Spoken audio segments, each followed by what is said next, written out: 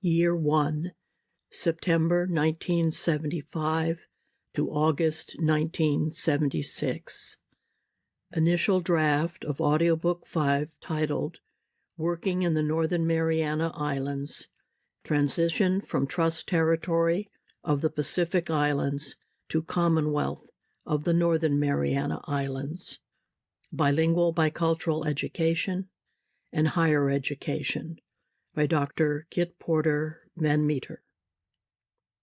This historical 4-year narrative is created from 36 audio tapes sent by me, Kit Porter, to my family in Massachusetts and California between 1975 and 1979. In the accompanying transcripts, each chapter is identified with the date of the tape was made and the audio tape number in the KPV collection audio inventory. Not all the tapes survived the past 50 years. Some were taped over, and some were missing or unclear. Actual recordings are at different speeds because of electrical problems. Background music from the radio and records can make it difficult to hear the words. The focus of this narrative is on my first 4 years as a contract employee in the Northern Mariana Islands, as it ceased to be administered by the U.S. Trust Territory of the Pacific Islands and became a Commonwealth of the United States. My initial work focused on directing the Title VII, Chamorro, and Carolinian Bilingual Projects. As islanders were hired to fill these roles, I was assigned to coordinate and be the State Director of Bilingual Bicultural Education, to arrange training for teachers and government employees, and be the coordinator and State Director of Higher Education. A future narrative will focus on my work establishing Northern Marianas College between 1979 and 1983. We are making this rough draft public now because I'm 80 years old and will not have time to polish it. Maybe somebody else will.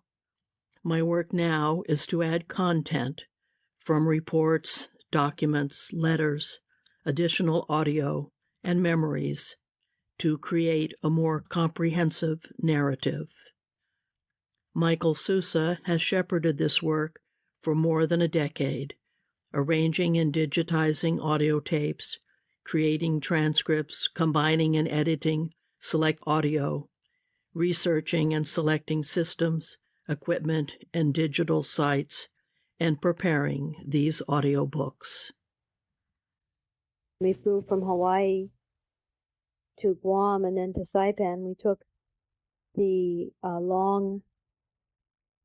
longer flight. Pan Am has a flight that goes direct, that leaves at 11 at night and arrives at roughly 2 a.m.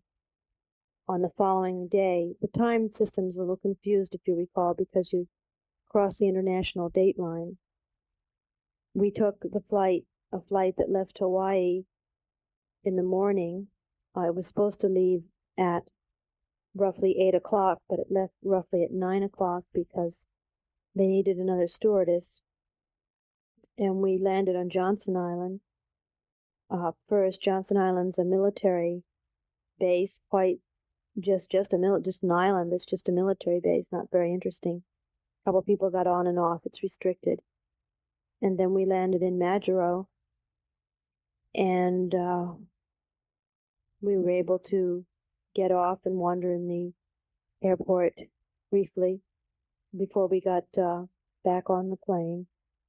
From Chamorro, we went to Kwajalein, which again is another base. It's not as desolate as Johnson Island because it has a native population, and people go from there to other island groups. And then we had, I think, time for a meal. We had breakfast at one point, and then we had a sandwich tray between another flight, and then a lunch that was very good, and then another sandwich tray. We landed in Ponape, which is a beautiful district in Micronesia. I was happy just to be able to see it briefly. We've known different people that have lived there. And then we went to truck, of course, which brought back many memories. It looked about the same as it had looked. The pilot of the plane was really nice. He went over the truck lagoon and pointed out different aircraft sunk in the lagoon and pointed out different sites. It was the first time I'd ever been on a large airplane where the pilot bothered to point out the scenic sites along the way.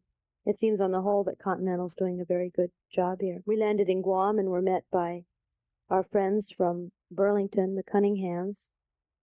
Frank is a teacher at the University of Guam, and Sue is teaching in the high school. Guam is having a great many problems with the education system right now. There's a hassle over the contracts and the amount that is to be expected of teachers, and it's still quite unresolved, and people were very worked up about it. The University of Guam has cut staff, and yet they have more students enrolling, so there aren't enough classes, and it seemed to be quite a hassle the way that was working. Hi. Well, today is September 2nd. Lisa has just gone to bed after giving you that introduction. I had my first day of work today. I'm in a large air-conditioned building. I have a desk, and there's 5 desks in my area for the different people involved in the bilingual project. I didn't bring any information home on it. I'm the coordinator for the bilingual project, which is a grant of, I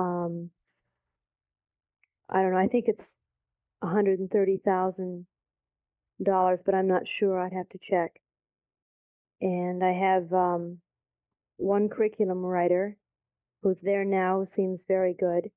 I have to hire another curriculum writer and a secretary and 2 community reference people. I spent my first day just reading different reports, and we'll probably spend the week reading reports and visiting the different schools to see exactly where everything's at. I'll probably be making trips to Tinian and to Rota and to Guam. I'm scheduled to make a trip to New Mexico in the spring, and some others. I'm not sure on how those will actually work out, but right now it's scheduled in and budgeted for. Another trip to Hawaii also. So it seems like everything will go well with the job. I work from 7:30 in the morning until 4:30 in the afternoon, and I have an hour off for lunch. The post office doesn't have any boxes at the present time, so we're going to have all our mail come to the District Office of Education, and then there won't be any trouble for me to get it there at work. So it'll just be the District Office of Education, Trust Territory of the Pacific, Saipan, Mariana, 96950, in order for us to receive mail. With the increase of flights and services, there shouldn't be any problems. We have a telephone here at our building, and I guess it's possible to call the States from here, although I imagine it's pretty expensive. The phone is shared here by all the apartments. Sam has a radio, but it's not working right now. But when we get that fixed or we find somebody else, we can make a phone patch connection sometime. Lisa is attending first grade in Olei School, which is one of the elementary schools here. It's an experimental thing where she is there on a 2-week trial basis, and if she works out, will remain there for the rest of the year. There are roughly 5 first graders that are under 6 that have been admitted. She has been going about a week now and has a very good teacher who seems very nice, named of Jovita, and she enjoys going very much.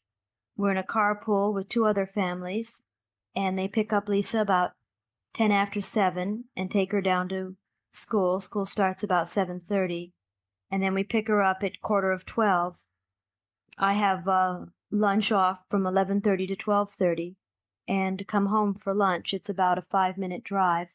Everybody goes home for lunch. A few people stay in the office and play a card game called Spades, which I've become pretty good at. But so this works out pretty well.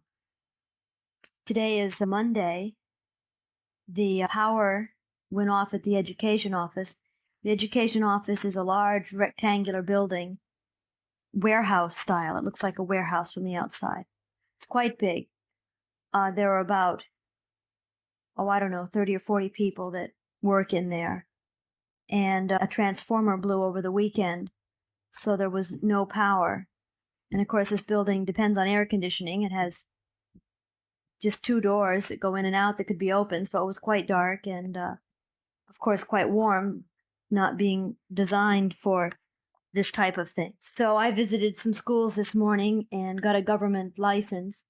Getting a government license involved going to the Bureau of Public Safety or the police and finding out that I needed to go to municipal and pay a fee, going to municipal, which was a few miles away, and paying the fee, and coming back and getting the license, and then going to personnel and filling out a form, and then being assigned a government license, and then going to another fellow to sign it, and then going back to the police station and having them sign it. So I now have a Saipan license and a government license, and the whole procedure took me only about 2 hours.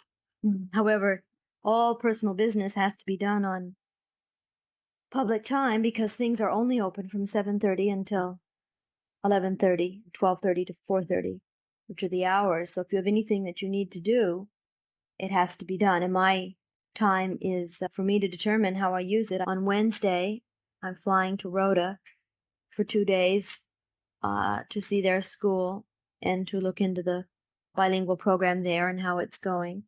Greg and Lisa will come with me, and we'll take a little vacation over the weekend. And then Monday, I fly to Palau for a conference that will go until Friday. It's a conference of all the districts in Micronesia. I'll be representing the Marianas, and there will be people there from the University of Hawaii and University of Guam, and we'll be discussing the future plans to educate Micronesians in the bilingual program and exactly what our district wants to do. The Marianas have more and more been starting their separation and doing some of their own planning and doing things on their own. So it should be interesting to see what is offered and to decide exactly what we plan to do. So then I'll be back that Friday. Salaries are kind of interesting. There's many different levels and ways in which people fit into them. We were surprised when we got here in that I got a $1,600 lump sum adjustment money that had never been mentioned before and has nothing to do with my contract or salary or anything.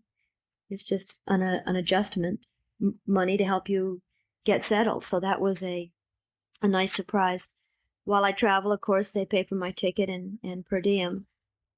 I probably won't be making too many more trips out of the Marianas, and this one's coming a little sooner than I'm ready for it, but it should be okay.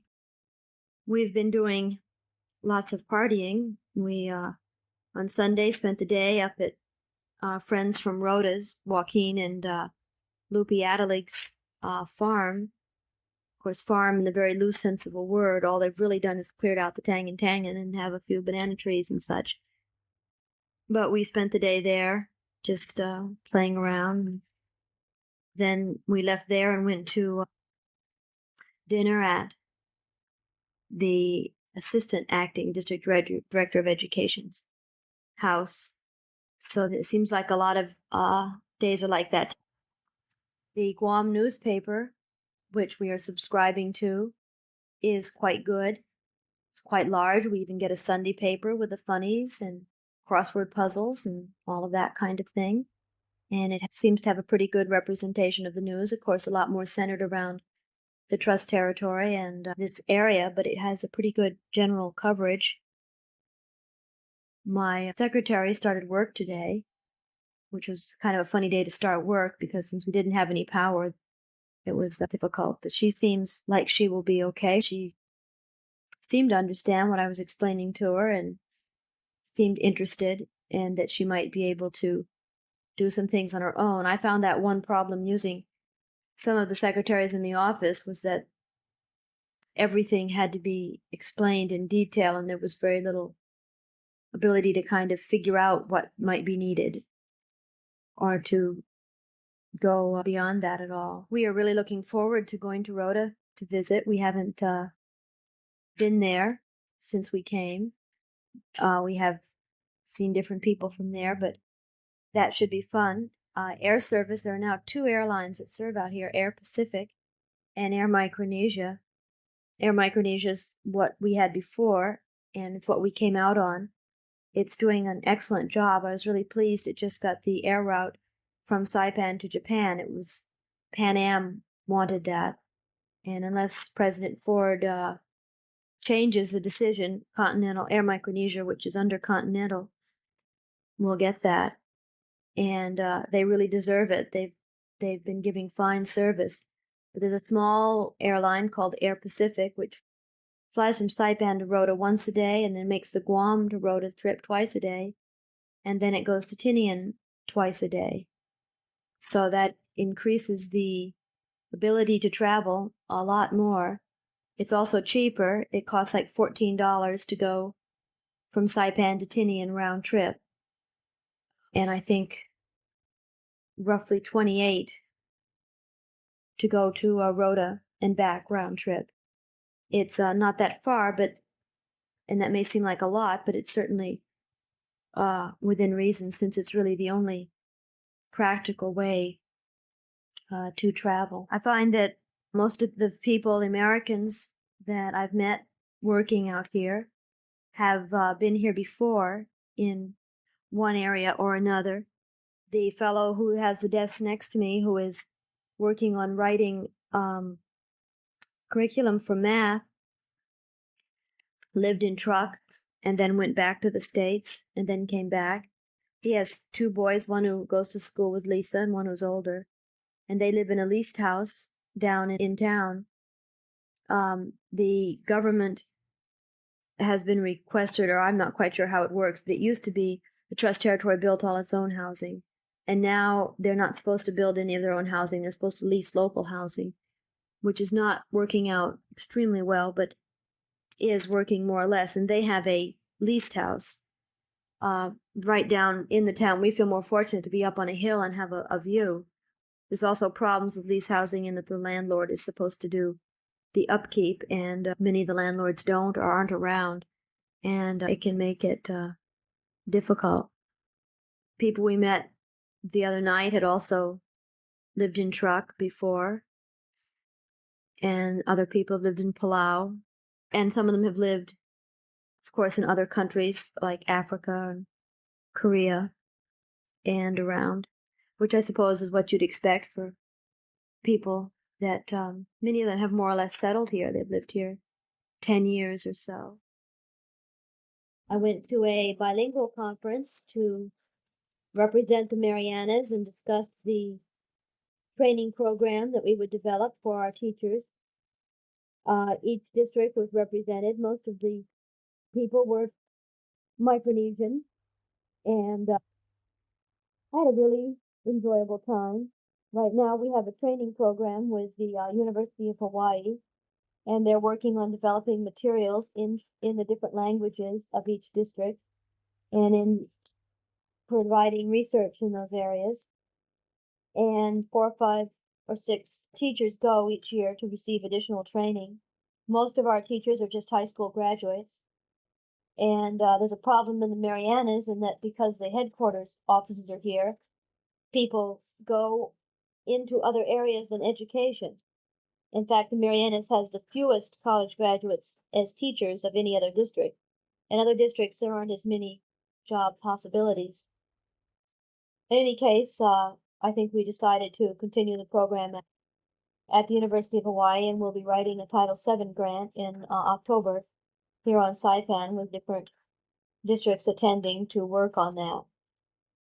I had been to Palau before when we were here before. It was much more built up and many more buildings and of a very solid nature. I stayed at the Continental Hotel, which when Continental Airlines came in here, part of their contract was that they would build a hotel in each district. 3 of the districts did not want hotels, so they obviously did not build hotels in those districts. But there's one on Saipan, there's one on, and I think we sent you a brochure of the one on Saipan. There's one in Palau, there's one in Truk. And the one in Palau is absolutely gorgeous. It is up on a hill and goes up. It overlooks a lagoon with many islands. You can just walk down and go swimming and snorkeling. It's, I guess, pretty expensive if you just go and stay. It's $32 a day. But there's a trust territory rate for employees of $19 a day. And I shared a room with a woman from Yap, so that actually ended up paying $9.50 a day, which was very reasonable to live in such luxurious surroundings. The meals were good, and we had a good time as well as did our business. So it was kind of strange to go away so quickly, having just started the job, but everything worked out fine. Prior to leaving, I went to Rhoda. Greg and Lisa and I left on Wednesday, and I went on business, and then we stayed the weekend. I needed to meet with the Rhoda coordinator to discuss the bilingual programs and how we would work together. Lydia Tysican, who's the coordinator on Rhoda, was one of the teachers I worked with when I was out here before, and it was a pleasure to work with her again. And it was just fantastic to be back on Rhoda. Many times it can be a disappointment to go back to some place, and this was far from being a disappointment. Everybody just came up and shook our hands and was excited to see us, and everybody invited us to their house and gave us food, and we had many different offers of many different types. We really had a great time. Lisa found many friends to play with. In fact, there are a couple interesting customs out here. One is somebody's apt just to give a child money. An old man or something will come up and put a quarter into Lisa's hand. I think in America that wouldn't go over too big, but out here that's kind of the custom, you know, if the child's cute or something, to give them a little bit of money. There's a custom of pinching the cheeks as a form of greeting to a child. Like we pat a child on the head or something. They will pinch the child's cheek as a sign of affection or hello or whatever. And then to offer to take care of someone's child. I mean, we had many offers. Lisa was a little confused at first. People would say, you know, when you and your husband go back to Saipan, leave your little girl here, I'll watch her for you. And we reassured Lisa that this would not happen, that we wouldn't leave her, but that it was very nice of people to offer. We came back with Rhoda melons and all sorts of things. Of course, I went on to Guam, spent the night with my friend Frank Cunningham, who's from Vermont. He's teaching at the University of Guam. Guam happens to be in a tremendous mess right now. May not be able to meet its October payroll, and has many, many problems, from corruption to poor management to many different other things. Right now, people are being let go as their contracts let up, which is causing a further mess in that some of the positions that aren't filled need to be filled. And on the whole, we're very lucky not to be associated with Guam at all right now. Our friends who are not satisfied in that position.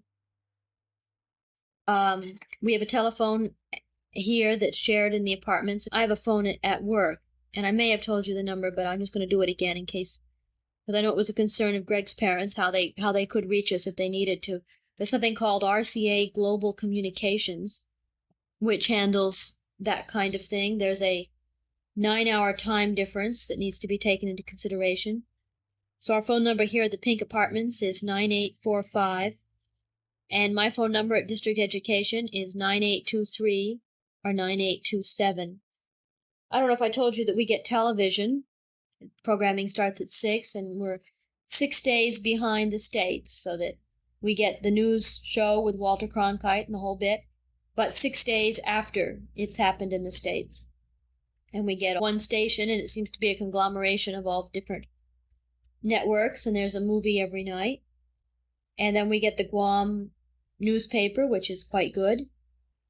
And so we're very up to date in that line, like we were not up to date on Rhoda, but Saipan's a different story. It's kind of interesting out here right now. The Chamorros are hiring a lot of Filipino labor because it's cheap. And the Filipinos are glad to have a job out of the Philippines here. And I guess all you have to do is advertise a job at a certain salary, and if nobody comes, then you can bring somebody in. For example, a number of people hire live-in Filipino maids for $80 a month. And there's no Chamorro that would live in and work for $80 a month, and you're certainly not going to find an American that's going to do that. So the labor market's kind of in a strange flux, with the Chamorro wage being quite low, the American wage being high, but only one person in a family being allowed the prime contract, which is what they call what I have. So that Greg would have to be hired local hire. And in some cases, for example, there's a community development job that working with the old people that Greg would really enjoy doing. But the local hire pay is just over $1,000 a year, which just doesn't make it worth it at all, tying yourself to, a 40-hour week.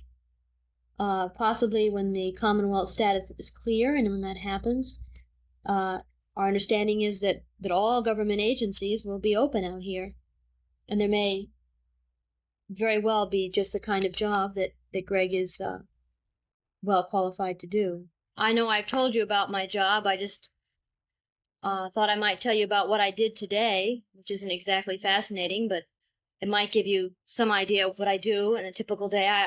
I went into my office, and I had to write a letter to the Saipanese people that are in training in Hawaii, and I wrote that and gave it to my secretary to type and some other work, and then I went with my curriculum writer to one of the schools and observed the teacher teaching for about an hour, teaching her Chamorro class, which we're just getting started, made observations about what was needed, and proceeded to make a general shopping list of what I needed to purchase for the different classrooms based on what I saw in her needs. For example, there being a number of machines she's expected to use, but only one outlet, which means I've got to contact the electrician about putting in new outlets and that kind of thing.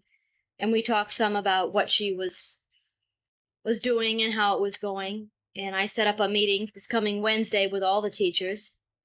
Went back to the office and wrote up a course to be sent into the University of Guam that hopefully they will certify me to teach. And the teachers I'm working with will receive university credit, which is of great concern to them. There's a 7-year limitation on all teachers having degrees.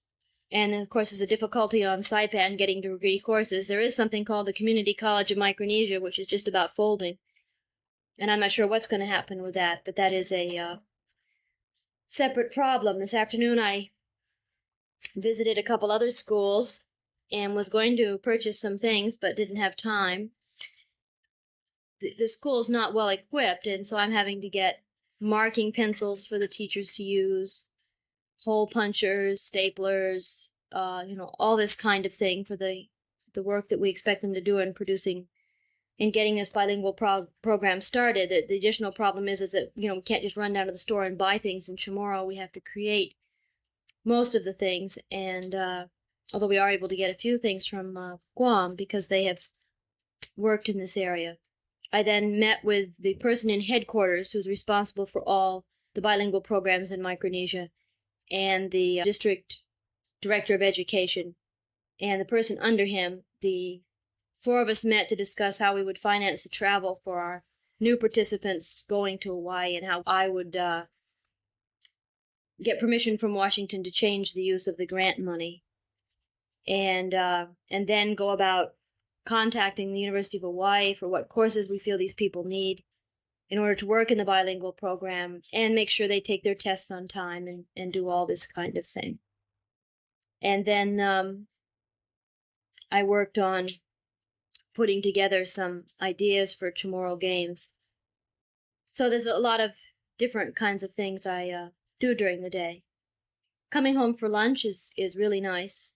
And as it's working now, I can spend time with Lisa, and then I took her up to play with a little friend. And then when I came home, I took her and her little friends swimming. And then one of her little friends, Lilani, stayed for supper and has spent the night as her family didn't get in. So that seems to be working out pretty well. So that's pretty much what we did today, actually. Not too much else. Lisa takes a snack to school every day in her lunchbox, and is very pleased doing that. And she washes out her lunchbox and everything when she gets home, and has been doing a pretty good job keeping her room together. There's a shortage of people out here in education. In fact, they have trouble getting good people, and particularly as they're trying to hire more Micronesians, and there aren't as many qualified for some of the positions. But I think that'll work out. The Congress of Micronesia is meeting, and this is quite an influential time. One of the Marianas delegates has refused to attend, since the Marianas is going to be a Commonwealth. They won't even acknowledge the existence of Micronesia, and the other Marianas delegates are attending. The delegates from Palau put forth 7 points that give a great deal of power to the districts as far as making treaties and this sort of thing, and have threatened to separate from Micronesia if these are not adhered to. So that a number of very interesting things could happen at this point. Friday was UN Day, so I didn't have to go to work. Today is, I'm not sure what it is, Veterans Day or something. Anyway, we have it off. So I've been labeling slides from our trip. My job's going along okay. This coming week, there's a person coming from the States to have a training program in how to write grants and do evaluations and all that sort of thing. So I hope to take part in that as much as I can. My job continues to have many different aspects to it and many different things that I'm doing. I'm spending part of my day in the classroom helping the teachers get started in this individualized Chamorro program. I have to work in the community, explaining what bilingual education is and doing that sort of thing. Working very hard to write books and do layout and make materials that teachers can use. And then I still have to hire some people and order everything that we need and keep track of all that. But I do hope to be able to take advantage of this workshop. Okay. I finished up the conference I was going to, and it was very interesting. The man who led it is in charge of testing and evaluation for the state of California, and We learned a great deal about how to create tests and do evaluations and administer programs and all that sort of thing. I had everybody over for dinner one night. That was about 17 people. That was Thursday night, and we had a good time. Wednesday night, a couple of the people from Rhoda came over. I kind of stopped as much as possible my the regular things I need to do, although I did have some time to get things going. I rearranged my office and got things pretty much together. It's November 15th and Saturday. Party was given by, there's a group of lawyers here doing practice lawyering, I guess. They're from UCLA, I believe, and they're going to be leaving, so they gave this party. We were happy to see a friend of ours there that was out here when we were in the Peace Corps. He's been working for the Congress convention. They've been writing oh dear. They've been meeting to write it how the 5 districts be arranged Constitution Convention. And this fellow's been living in New York working as a writer, and came out to work for the convention, and he'll be leaving before too long, so it was nice to see him. We plan to go to Guam Wednesday, and I'm going to be looking at the bilingual programs there. I went to Tinian last week, had one of the usual mix-ups, so they told me the plane was leaving at 4:30, and my ticket said 4:30. Because the plane actually left Tinian at 3:30, so I had to stay overnight, which I really didn't want to do. Personnel has temporarily stopped hiring anybody for anything while they're changing over their books, so that his hiring process is kind of caught in the middle. It's quite hard out here. Everything has to go through personnel, and even with my grant that has positions written into it that's been approved, in order to hire anybody, I have to go through personnel. For example, I have a position for a community liaison worker, and that was sent up to personnel to be advertised. It has to be advertised for 30 days, and then they review the applicants, and they recommend which ones you are to hire, and they have the final say on who's hired, which has many times created a number of difficulties. But like, they decided this job should be at a lower pay level than it was requested to be at. We requested level 15, and they put it at level 6. Level 6 is under $2,000 a year, and nobody applied. So had to go through a lot of hassle to try to get that up. But everything, all jobs, any type, as far that involve the government, go through personnel, and they're understaffed, so a lot of papers get lost on their desk and just sit, and you have to do a lot of running around about that.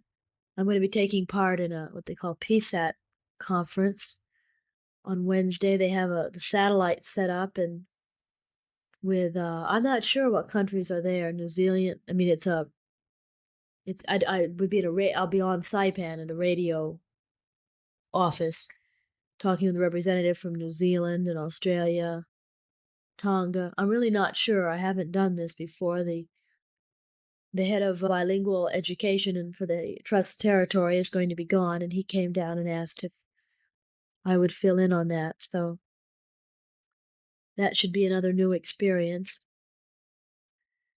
We'll be going to Guam Wednesday. I'm going to visit their bilingual program there, and then there's a craft fair that weekend, which we'll be staying for. Very strong typhoon, the strongest recorded, I don't know ever, but a very strong one that passed roughly 300 miles from here. Didn't cause any damage. but we had a lot of stormy weather. We were going to go to Guam, and the plane didn't fly, of course, for 2 or 3 days, so we didn't. Even being that distance away, there was damage done on Guam, some houses and roofs and stuff. So we feel very fortunate right now not to have had this Typhoon Jean hit. They made reference to the house being dark. Of course, we took all the precautions and boarded up and put things away and made set to leave. The building that we're in is a wooden structure, and of course we would go to a solid cement structure if we felt that there was any danger.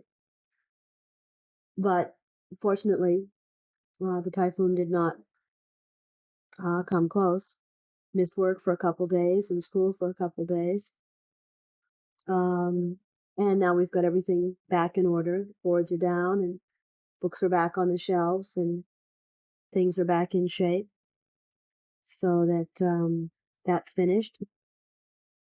My work's been going along pretty well. The bilingual program has started in all the classrooms. We're having to keep, of course, ahead of what's happening. I've been doing layout and such to get books printed. We've got a printing facilities right in the office, so that makes it a little bit easier in some ways. I still haven't gotten the rest of my staff hired. Everything has to go through personnel, so that's still in process. I have two community liaison positions being advertised for, and another curriculum writer. Personnel has the applications for the curriculum writer, has 6 of them. Been sitting on the fellow's desk for 3 weeks, and I still haven't been able to see them. But I went up Friday and hopefully put some pressure on. So it'll make it a lot easier for me when those people are hired. I'll probably be going to San Francisco for a conference in February.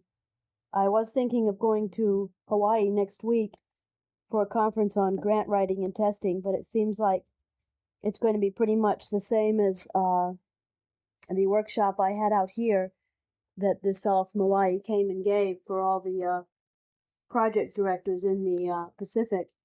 You might be interested to know, I took part in a PSAC conference. There's a satellite that the United States government is letting the University of Hawaii use for educational purposes, and they have setups with all different countries in the Pacific. There were, I think, 12 countries taking part in this conference: New Zealand, Australia, let's see, Hawaii, Samoa, Fiji, Tonga. I'm not really even sure of all the places. And I went up to the radio office at the Capitol here and could hear all these different places just perfectly clearly. We were talking about TESOL. They have it different hours set aside for all different kinds of things, and they've been having this bilingual discussion just for an educational sharing. So that was a really interesting experience. I had to make a phone call to Hawaii to see about hiring somebody, and I was amazed again at how clear the phone reception was and how good. Anyway, so I don't think I'll be going to Hawaii next week, but I do think we're going to go to Guam. We had planned to go to Guam for a crafts fair, and the crafts fair was canceled, and as the plane didn't fly, we are now planning to go this coming weekend, and then I'll stay for a little bit. But to look at the bilingual program, there's a bilingual bicultural conference in San Francisco in February. I'll probably spend a little bit of time in Hawaii looking at their bilingual programs there, and then go to that. And then I'll probably take some leave time, which I can do, and visit on the West Coast before I come back. Radio conference with Hawaii last night with Dr. Jacobs, who works in languages there. He's working in Carolinian, and I'm working on setting up a Carolinian program, and I needed to talk with him. So I got in touch with a ham operator here on the islands and had a very successful radio conference with him. I guess they haven't been able to make radio contact with the eastern United States for about a year and a half. because of sunspots. And I guess that's supposed to continue for a year.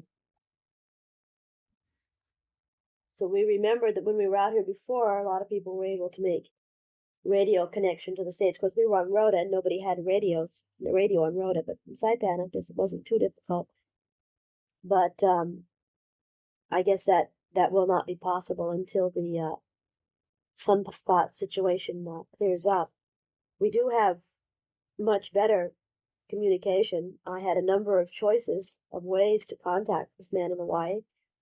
I could have telephoned directly, and or I could have used the PSAT satellite, or I could use this radio connection. So that certainly facilitates communication, and more of that kind of communication is being done. The same when I want to communicate with Guam. It is now December 4th. We went to Guam on Friday. I had business to do there, so we made a weekend of it. Guam's in very bad shape. I think we may have mentioned this before, but they seem to be in worse shape. Many stores had everything 50% off. Guam, however, has a great deal of traffic, and it was very difficult to drive places. You sat in traffic for quite a while. A new Ben Franklin had just opened with escalators 5 stories high. Looks like a Ben Franklin any place. And that was helping to add to the traffic. Guam's having a lot of hassles over money. A lot of money has been misspent, and the government is pretty poor. The governor made an order that the teachers' contracts were to be ignored because of the financial situation, and that things such as class load and teacher load and such were to be ignored. And of course, the teachers had to say that they shouldn't be singled out for Guam's financial problems, and that if there were across the board thing where all government employees were asked to take a cut in pay or something, that would be one thing. But to shoulder it on the teachers was quite another. And so they said that they would strike if anybody was reprimanded for refusing to take a class overload or teach more than they were supposed to under their contracts. The governor was then, they took it to court, and the teachers won, but you never know what's going to happen. While we were there, the governor had a meeting with the high school students, and one of the high school students asked why they didn't have any toilet paper in the schools. And the governor said, well, your principal didn't ask for it. And the principal stood up and said, I've asked for it 6 times, and each time it's been refused.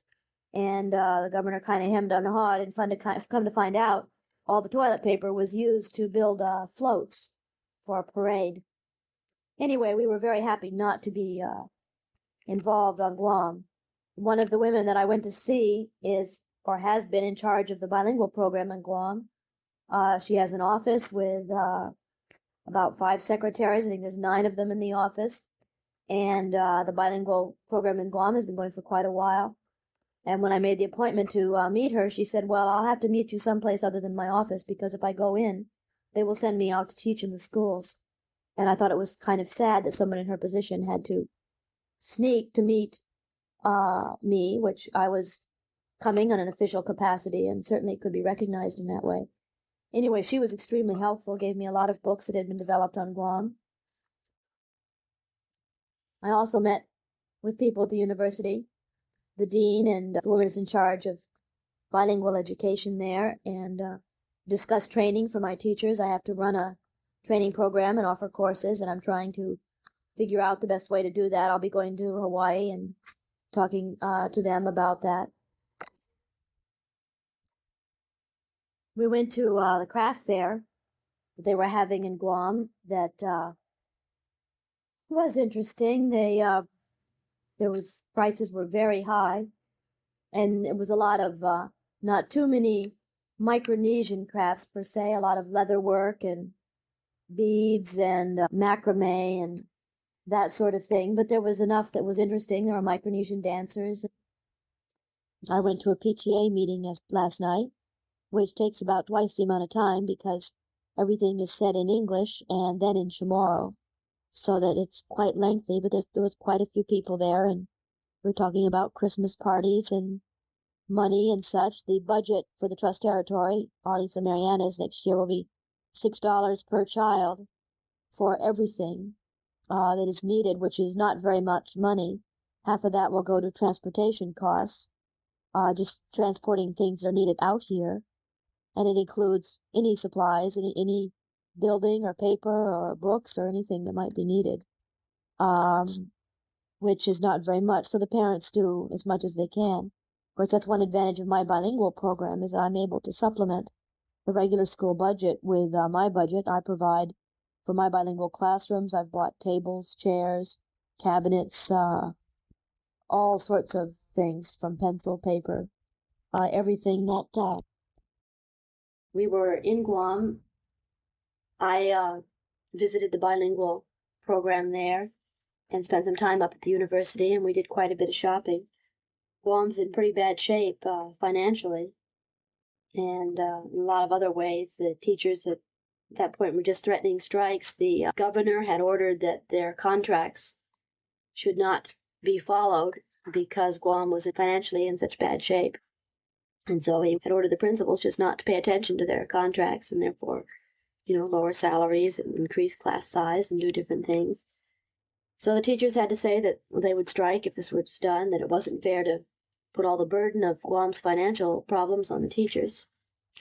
The legislatures had just voted themselves a pay raise from $12,000 to $24,000, which added fuel to the fire. Anyway, the court ordered that the governor could not do this, and so the governors had to back down, and things may work out. I don't know. Meanwhile, there's a lot of hassles over there.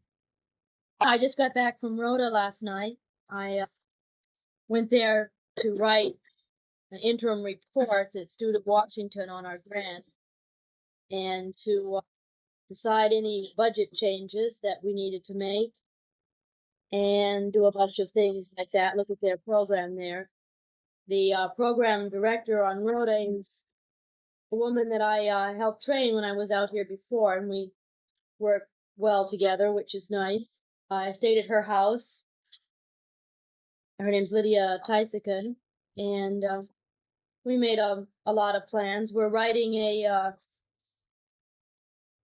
presentation to submit for giving at the International Bilingual Convention in Texas the last week in April and the beginning of May.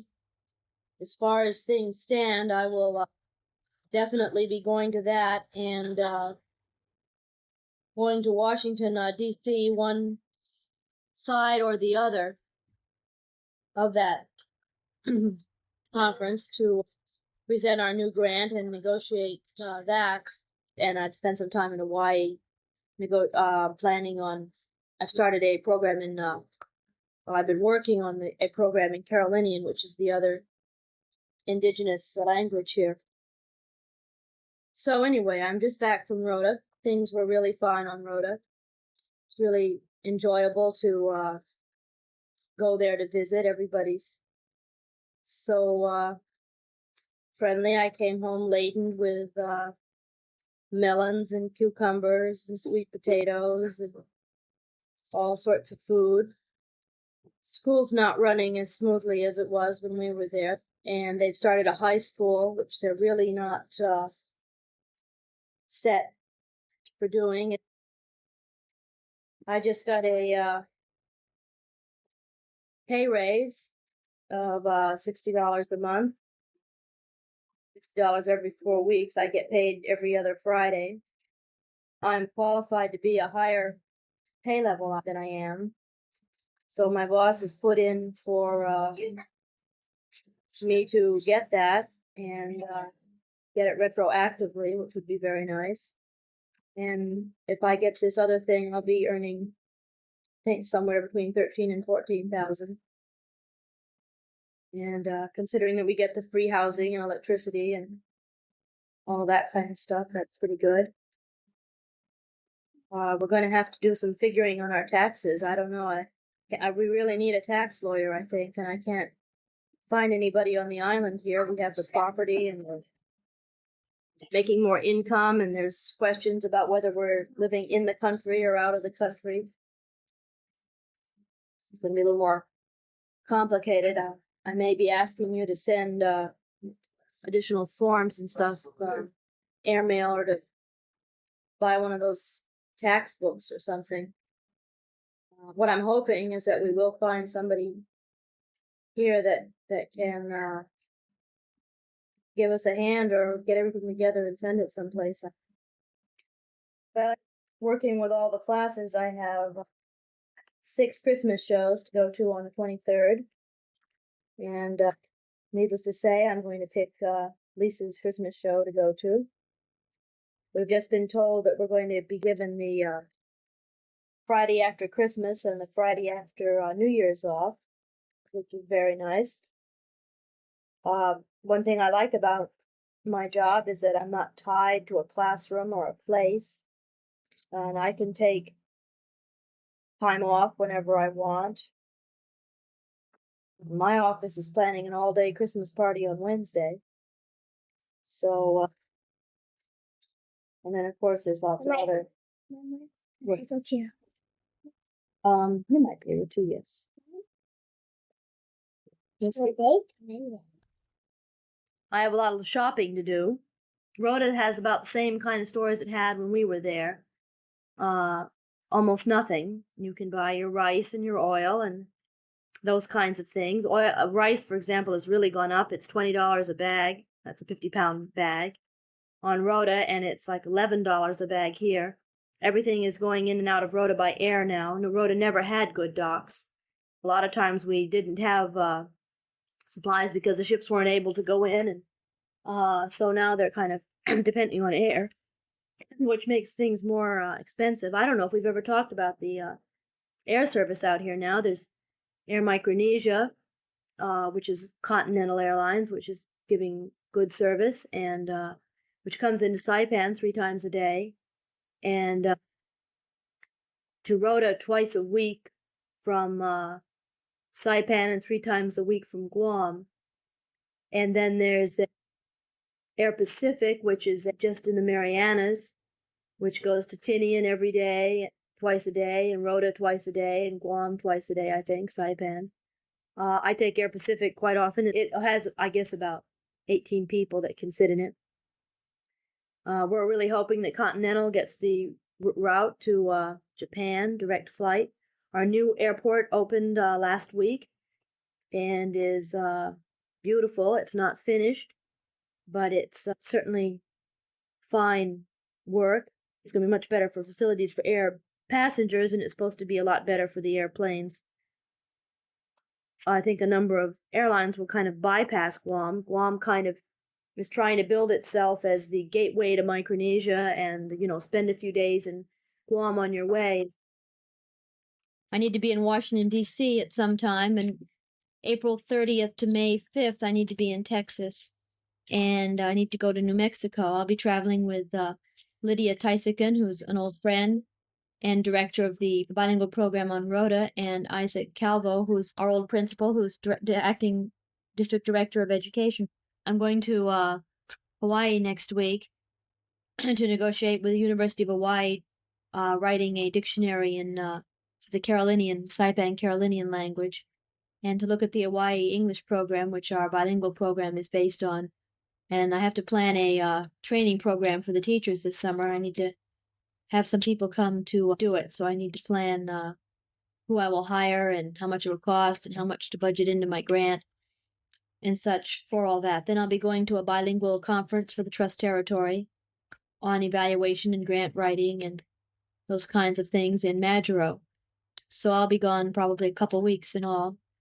Pretty soon my new grant will be due, and that'll be a busy time to get that all together, so that usually the instructions on what you have to follow and how it has to be done come out a couple weeks before the grant is due in Washington.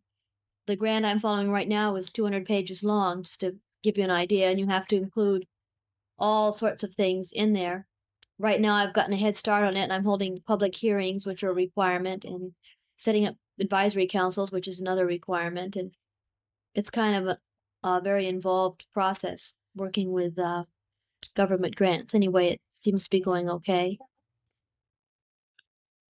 I tried to send a Valentine card from Hawaii, but I was so busy I never got to a store. I was going to get cards and send them, and I seemed to be working all day and into the evening. I never made it to a store until the day before I was leaving. And then I had so many things to buy to bring home.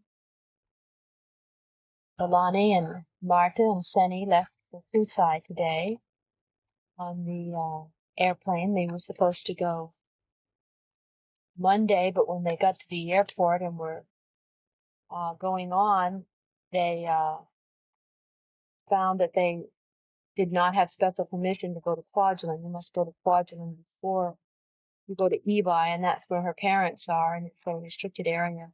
And Ebi is quite overpopulated, so they're really restricting who goes there. And she didn't have permission, formal permission to go, so they had to come back from the airport. So they left today. And my ending of school was nice. I liked it a lot, and I danced, and it was fun because we played games and stuff. And my mom and dad were there. We got to see this. Remember that big dance? These pretty dance of the 7th graders with these long dresses and kind of angel things on their shoulders and stuff. And we got to watch the 2nd graders. Well, 2nd or 3rd, I think. I don't even know what grade every kid is in. We stayed in the Hawaii Surf Hotel, and it was pretty nice. And we had a stove and a sink, and there was covered, 2 beds, and we had a sink and plates and pots and spoons, and we went to this store and we bought some salad and cookies and some drinks. We stayed there for 2 days. There were supposed to be friends there to meet us, but this bus took us to the hotel, and it was at night, and it was pretty late. So we went right to bed because we were both tired. I haven't told you much about my trip. The time in Washington was quite hectic and busy. I learned a great deal. It was very, very interesting meeting with all the different groups I met with. I'll send a copy of my report. It's not really a complete kind of thing. It's just some of the highlights. But if that's of any interest as to who I met with, was able to negotiate a number of things for our area. Was pretty tired, but the woman who showed us around, we did some interesting things with her. She took us to see the Congress and Senate, and we took a little subway underneath there, and that connects the offices and those buildings. And she's been working in Washington in the political area for quite a while, so she was able to take us little places in the Congress building and such that normally you wouldn't go to.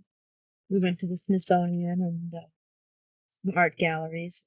It was interesting, Isaac's reactions to everything.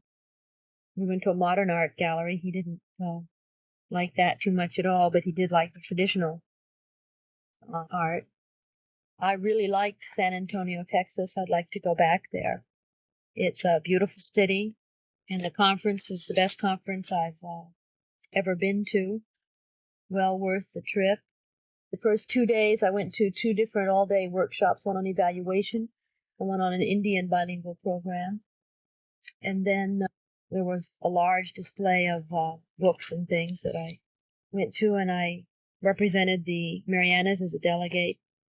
I was the only person there from the Pacific in voting for the slate of officers. met a lot of very interesting people. It was a pretty full week. I stayed in a hotel just about in the center of town and was able to walk. We have a little river that goes through town with little shops and a walkway along it, and I was able to walk along the river to where the conference site was. And it was just very, very enjoyable and interesting. I canceled my trip to Albuquerque and went to Portland and San Francisco instead. I had more important business there. In Portland, I met with a bilingual group that was responsible for assisting us, and then flew to San Francisco and met with two groups in Berkeley. So it was all very, very busy. By the time I got to Hawaii, I was absolutely exhausted. And really didn't want to see anybody or do much. Did have to have one meeting with people at the university, but was very, very tired. When I got back here, it took me a while to get back into shape. The time difference is really a problem. You wake up at 3 a.m. wide awake after 1 hour of sleep or something because of your time clock. But anyway, managed it okay. And then, of course, not too long after I got back, we had the typhoon scare where we were very fortunate not to be hit. Guam was very badly damaged, and we've been affected by that. We, of course, left our housing here. We left about Thursday noon and came back on Saturday. The winds were very high, and the main damage on Saipan was to crops, so we're not getting any of our farmers market food, which is a disappointment. Our mail was held up for, I guess, about a week and a half, as it all goes through Guam. Anything that usually comes from Guam, like cottage cheese and, I don't know, different kinds of things like eggs and stuff, of course, we're no longer getting. Saipan has almost no tourists now because the tourists have to stop in Guam and then come to Saipan, and no tourists are being allowed into Guam. A lot of the hotels were very badly damaged. Fortunately, nobody was killed in Guam. There were 10 people killed in truck as a result of the storm. A mudslide went down on a house, but it was a very destructive storm. We'll be feeling the indirect results of this storm for quite a while in terms of services and things that we're getting. But again, we're fortunate not to have been hit. Things have been pretty busy at work. I have people coming in next week. There'll be 17 people working in my bilingual office. We've had extra CETA positions and secretaries assigned, and we have consultants coming in from Hawaii, and the people coming from Rhoda, and we'll be going full-fledged at making books, so I'm kind of like an office manager trying to keep everything going as I'm responsible for all that. So it'll be kind of busy, but I'm hoping once it gets all set up, it won't be very busy at all. I had 2 days in which to spend $10,000, which was quite a job. They let me know with very little warning that they were closing the books earlier than I had thought, and had to cut requisitions and find prices and order all sorts of things. My new grant has been approved for $141,000, so that'll start July 1st, with a number of cutbacks, but it's pretty good. We met the airplane twice on Monday. Lydia Tysican, who's the director on Rhoda, and one of my friends came in. We're working on writing books and making our first and second, revising our first grade materials and doing our second grade materials. And then 2 women, Jean and Pialani, came in from Hawaii, and we had a dinner party here with a lot of different people. They're helping write the curriculum. I've hired them for 6 weeks to do that. Whenever you travel, you have to have a travel authorization form, and then that has to be signed by numerous people. It has to be signed by the financial office to verify that there's money in your account. It has to be signed by the director of education.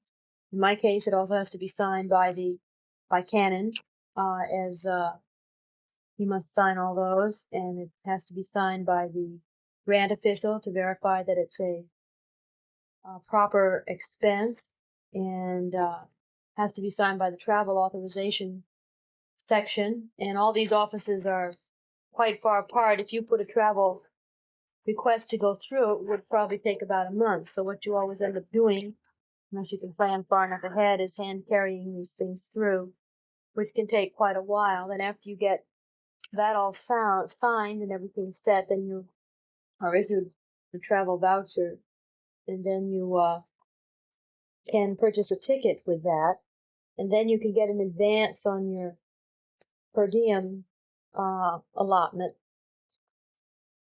Yeah. So it can be quite a complicated procedure, and if somebody isn't there, you just don't get it signed. Very busy. My job is to keep track of everybody and make sure.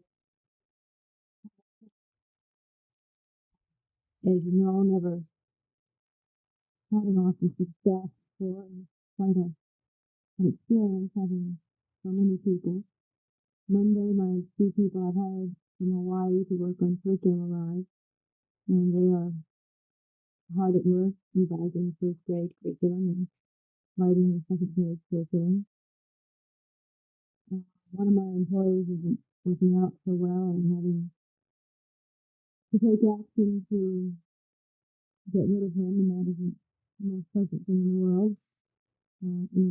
We've had all sorts of strange things happen with packages that have or have not arrived or have gone different places. And of course, all our mail does go through Guam. It was all held up by the typhoon, and something could have happened at that point. I'll be curious to know what did happen, if there's any indication on the box. The Saipan post office is quite good. I've been quite impressed. They seem to know things pretty well and function quite efficiently, much better than a number of post offices in the state that I've dealt with.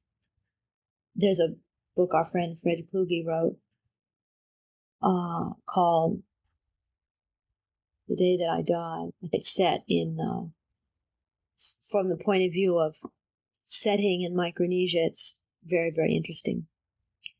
It is a fiction book, just set out here. Saipan's kind of in bad shape as far as tourists go right now, because there's no direct flight into Saipan. They all go through Guam, and Guam's not allowing any tourists in. So no tourists can get to Saipan. I think that's being lifted this week, but it's still a problem. A lot of people are scared to go to Guam because of the damage. A lot of hotels are damaged and can't accommodate people. And it's very difficult for, like the Japanese tourists just aren't being allowed in. Plus, they've had a 7 o'clock curfew, which was just declared illegal, but makes it kind of difficult if you're there as a tourist and have to be off the streets and out at 7. Of course, that means everything is closed by 7. So Saipan's doesn't have near the number of Japanese tourists and tourists in general that it usually does. Hopefully the direct flight route will open up before too long. We had a typhoon warning last week, and fortunately it did not hit. It was a fast-moving storm. I think it's now hitting Japan with a lot of force. I read in the paper that there had been some deaths and such. At one point it looked like it would make a direct hit on Saipan. But Lisa and I left the pink apartments here. My neighbor helped us board up, and we packed everything up like we do. Where'd we go? Right, we went down to the Continental Hotel. I've kind of through with roughing it.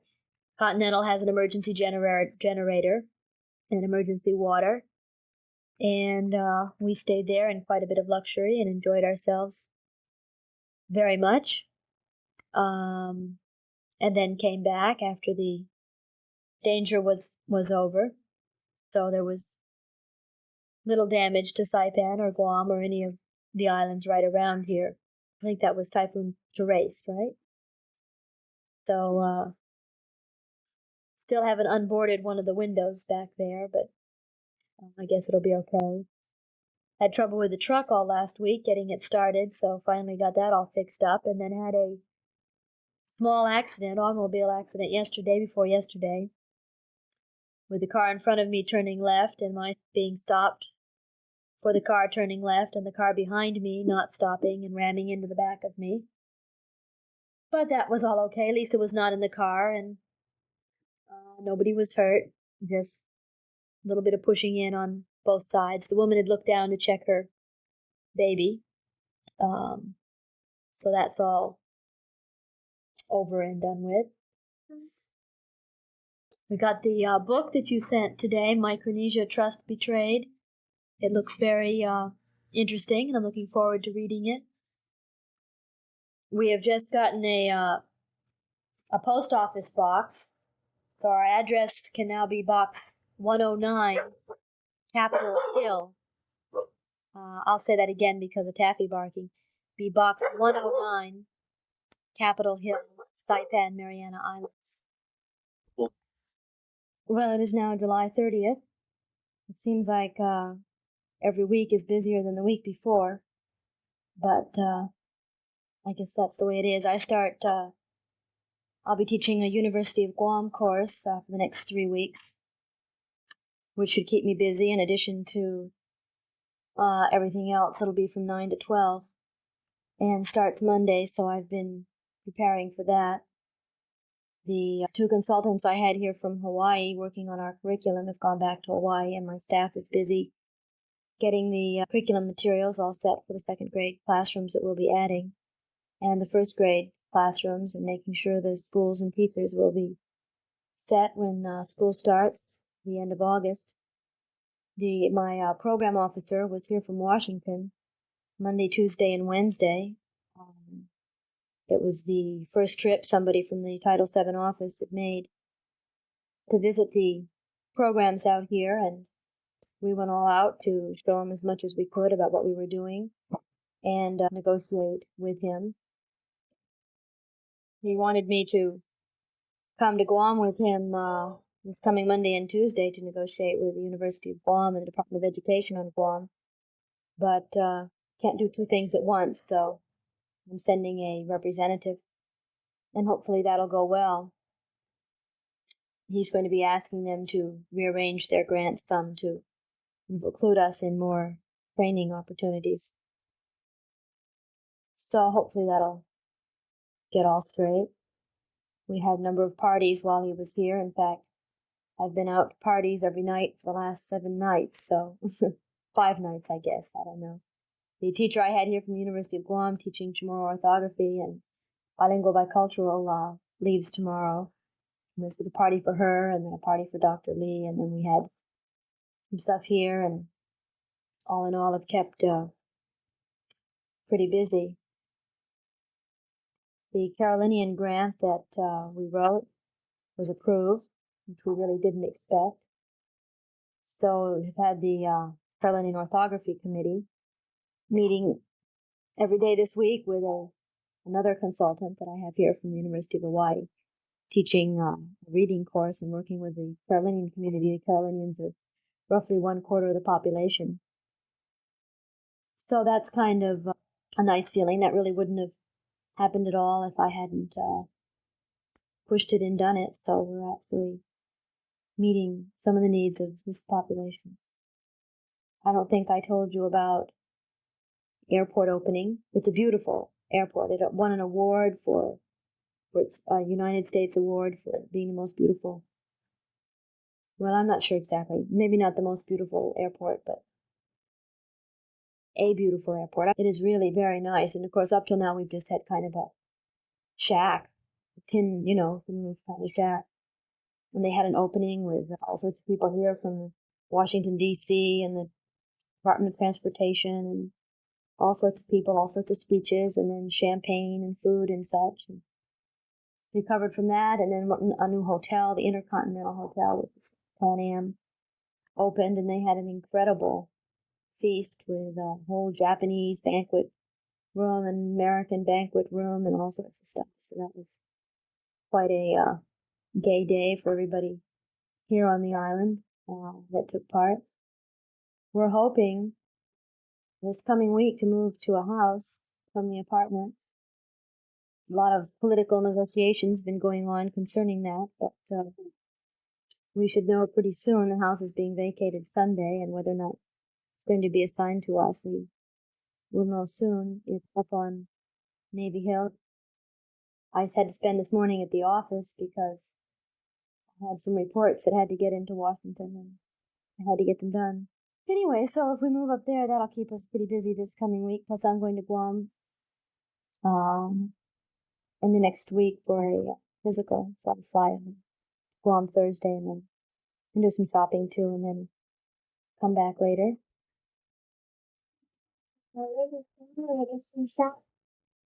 Told you about Lisa going to Rhoda by herself with Jean and Pialani. Did you tell them about that? I don't think so. Jean and Pialani, who were my two consultants from Hawaii, went to Rhoda one weekend and took Lisa, and they had quite a good time. Lisa got a plane ticket and went to Rhoda with them and stayed with them in the hotel and visited all sorts of friends on Rhoda. People were surprised to see her there by herself. Guam is in quite an educational mess. They didn't know if they were going to be able to open schools this year anyway because of lack of funding and the amount of cutting they've done in teachers and the number of teachers that have quit. And of course, now they've had the typhoon that destroyed a lot of schools and sections of schools. So there's a big question as to whether or not schools will open at all. I guess the military part of Guam is debating whether to open a military school, and I guess they're trying to send people that don't have families to Guam. So I'm very happy not to be on Guam. Saipan continues to be in this transitional stage. And this fellow who's a Red Cross worker who was on Guam for the typhoon, and a couple of his friends came over, and they were going to stay here, but there was an apartment on the way empty, so I put them down there and took them all over the island to different places, a number of which I hadn't been to for a long time. Took them to the prison that Amelia Earhart's supposed to have died in, and Suicide Cliff, where the Japanese jumped off in the war when they thought they were going to be tortured when the Americans were taking over. Took them to the grotto, and they went swimming in there, which is a really beautiful place where the ocean comes in and makes a cave-like pool. Lisa came down. I hadn't brought a life ring or anything for her, so I didn't want her to come in swimming because I would have held her, and there was no shallow place for her to stand. Where else would we take them? Took them to that train, right, from when there was a sugar cane factory here, and we took them to the beach. We took them to a number of different beaches. Took them to Lau Lau Beach, and we went had a picnic there. We took them to Wing Beach, which is a beach where there's a wing left over from the war, and we swam there. We went to Ladder Beach and had some watermelon. So we had a pretty busy weekend that weekend, showing these people all around. And Saipan, of course, does have beautiful beaches, the best beaches in Micronesia, I would say. Another month, we'll have been here a year. It'll make my job a little easier in that I'll be starting the cycle of things I have now at least done once in terms of reports and evaluations and that sort of thing. So that'll be a little easier. I have to do the evaluation report by the September 30th. And then we'll have to have my new grant budget done by December. But at least this year I have an idea of what I'm supposed to be doing. Of course, our continuation grant was approved, that we knew it would be. I think I got $138,000. I think something around there anyway. I've just received that actual money, so I've got to set up the books, or at least I have a number at headquarters for that. I can't say that I really like all the stuff I have to go through to do my job in terms of if I want to hire somebody or spend some money or something. It takes a lot of time, and I end up spending a lot of time doing very bureaucratic kinds of things.